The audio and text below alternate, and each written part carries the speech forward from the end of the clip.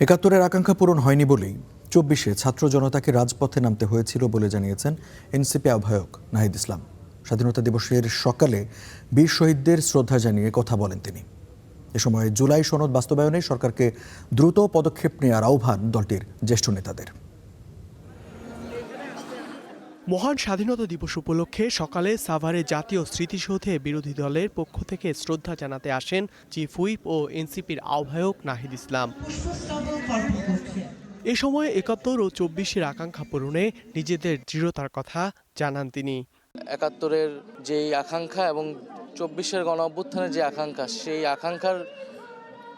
আকাঙ্ক্ষার ভিত্তিতে সাম্য এবং মানবিক মর্যাদার ভিত্তিতে আমরা এই বাংলাদেশ করতে চাই। আমরা এটার জন্য এই মুহূর্তে কাজ করছি। আমাদের স্বাধীনতার অনেক আকাঙ্ক্ষাই পূরণ হয়নি বলে আমাদের নতুন প্রজন্মকে আবারও রক্ত দিতে হয়েছে, জীবন দিতে হয়েছে। সকাল ৯:৩০টার দিকে স্মৃতিসৌধে আসেন এনসিপি, যুবশক্তি ও ছাত্রশক্তির নেতাকর্মীরা। শ্রদ্ধা ভরে স্মরণ করেন মহান মুক্তিযুদ্ধের বীর সেনানীদের।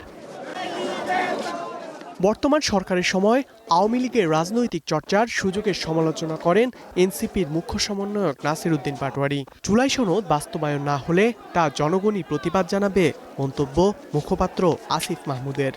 সকল গণহত্যার বিচার বাংলাদেশে হবে এবং এই জনরায় বাস্তবায়ন না করলে বাংলাদেশের যেই ৭০% জনগণ গণভোটে হ্যাঁ ভোটের পক্ষে ভোট দিয়েছে, তারা কিন্তু রাস্তায় নামতেও দ্বিতীয়বার ভাববে না। যখন জয় বাংলা স্লোগান হয় এই সরকারের তত্ত্বাবধানে, তখন এটা আমাদের আশঙ্কা সৃষ্টি করে যে ইলেকশনটা ইন্ডিয়ার সাথে একটা নেগোসিয়েশন করে হয়েছে। বিদ্যমান সাংবিধানিক কাঠামোর মধ্য দিয়ে বাংলাদেশে গণতান্ত্রিক চর্চা সম্ভব নয় বলে মনে করেন সদস্য সচিব আক্তার হোসেন।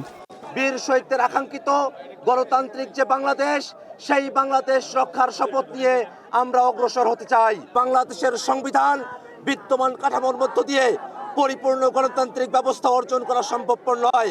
তিনি আরও হুঁশিয়ার করেন, গণভোটের সঙ্গে প্রতারণা করলে ছাড় পাবে না এই সরকার। সেই সঙ্গে ফ্যাসিবাদের বিরুদ্ধে সরকার সহ সবাইকে ঐক্যবদ্ধ থাকারও আহ্বান এনসিপি নেতাদের।